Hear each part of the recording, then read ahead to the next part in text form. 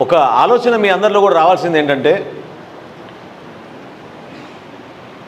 కూటమిలో ఉన్నాం మనం. ఖచ్చితంగా గతంలో మనం ఇక్కడ జీవీఎంసీ ఎలక్షన్లో కూడా భారతీయ జనతా పార్టీతో అప్పుడే కుదిరింది మనకి పొత్తు.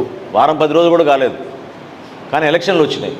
ఆ సందర్భంలో మనం 50 స్థానాలు మనం, 48 స్థానాలు వాళ్ళు అనే ఆలోచనతో కుదుర్చుకున్నాం.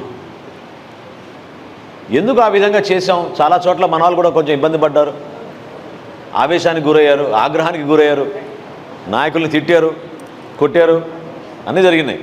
కానీ ఆ రోజు జరిగిన కార్యక్రమం ఏ విధంగా మనం ముందు తీసుకెళ్ళాం చెప్పండి. ఈరోజు రాష్ట్రానికి ఉపయోగపడిందా లేదా? ఆ రోజు భారతీయ జనతా పార్టీలో పొత్తు లేకపోతే ఈరోజు ఆంధ్రప్రదేశ్లో మనకి ఈ విధంగా ధైర్యంగా మనం అమరావతి చేయగలుగుతాం, పోలవరం చేయగలుగుతాం, ఒక సుస్థిరమైన ప్రభుత్వం ఏర్పాటు చేసుకోగలుగుతాం అనే భావన ప్రజల్లో కలిగేదా మీరు చెప్పండి.